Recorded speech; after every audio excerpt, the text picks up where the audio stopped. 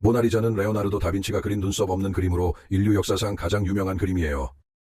현재 이 그림은 프랑스 파리에 있는 루브르 박물관에 전시돼 있어요. 이 그림이 유명해진 이유는 무엇일까요? 모나리자는 1911년 8월 21일에 있었던 도난 사건 때문에 유명해졌어요. 도난 사건이 일어나기 전까지만 해도 모나리자는 유명한 그림이 아니었어요. 모나리자 도난 사건이 일어난 당시 루브르 박물관 직원들은 화가가 모나리자를 따라 그리기 위해 잠시 떼어간 줄 알았어요. 그때 당시만 해도 루브르 박물관이 허락한 화가들이 박물관에 있는 그림을 떼어가 따라 그리는 일이 흔했기 때문이에요. 하지만 시간이 지나도 모나리자가 돌아오지 않자 박물관 직원은 도난 신고를 했고 사라진 모나리자를 찾기 시작했어요. 모나리자가 없어졌다. 레오나르도 다빈치의 그림이 사라졌다.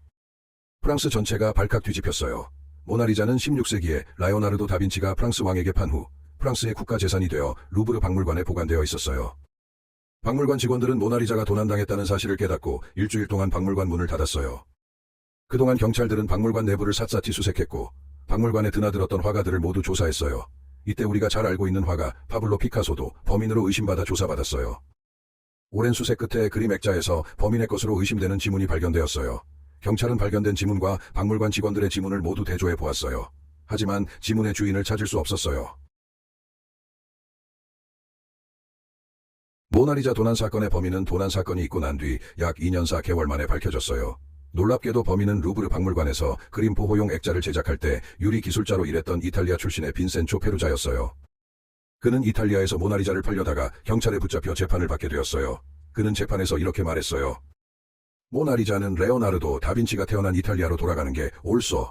페루자는 프랑스에 있던 모나리자가 레오나르도 다빈치가 태어난 이탈리아로 돌아가야 한다고 믿었던 거예요.